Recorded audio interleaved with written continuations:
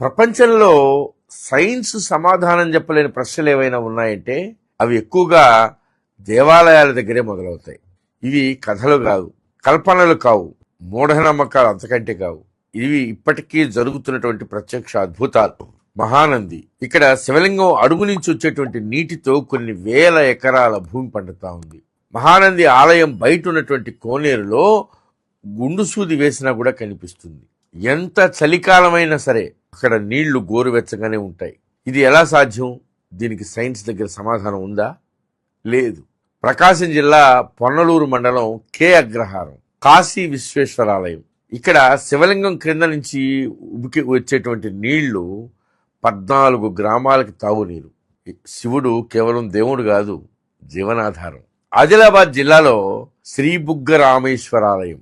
శివలింగం నుంచి వచ్చేటువంటి నీరు ప్రవహిస్తుంది. శివలింగం నుంచి బుగ్గ అంటే ఊట వస్తుంది. శివలింగం నుంచి ఇక్కడ శివుడు నీటి బుగ్గగా ఊటగా మారాడు.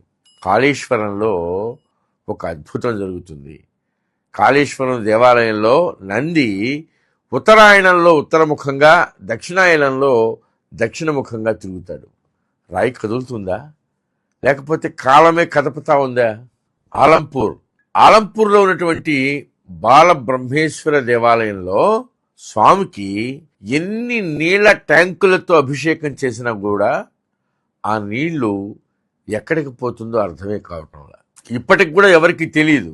అట్లాగే పానగల్లులో ఉన్నటువంటి ఛాయా సోమేశ్వరాలయం, ఈ శివాలయంలో ఒక అద్భుతం జరుగుతుంది. ఇక్కడ శివలింగం పైన నీడ పడుతూ ఉంటుంది.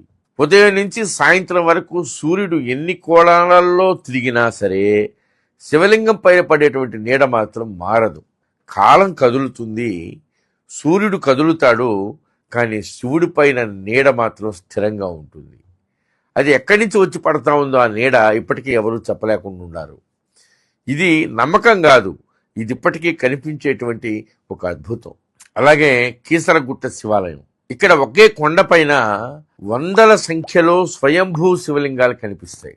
వాటిని ఎవరు అక్కడ ప్రతిష్ఠించాలా, ఎక్కడి నుంచి వచ్చాయో తెలీదు.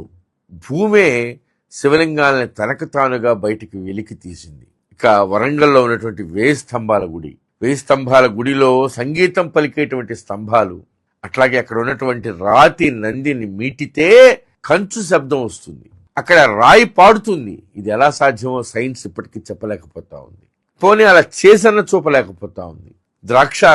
ద్రాక్షారామంలో ఉదయం సాయంత్రం సూర్యకిరణాలు నేరుగా శివలింగం పైన పడతాయి.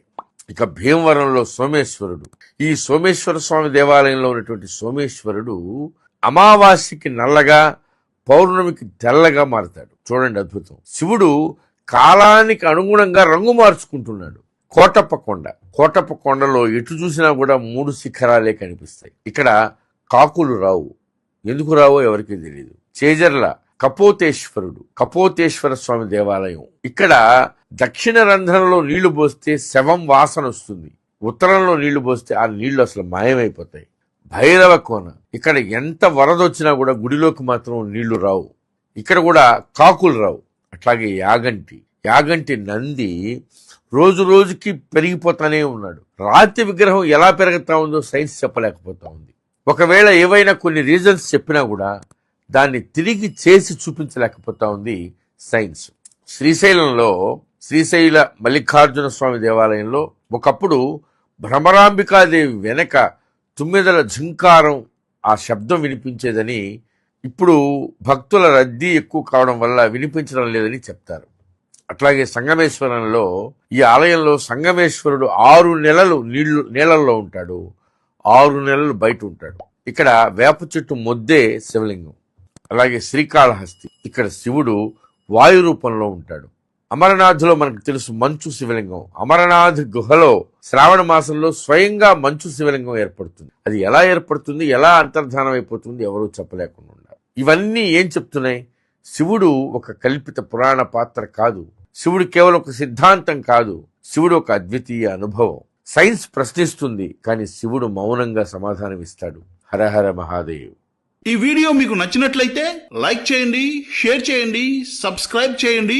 మీ అభిప్రాయాన్ని కామెంట్ల రూపంలో తప్పకుండా తెలియజేయండి.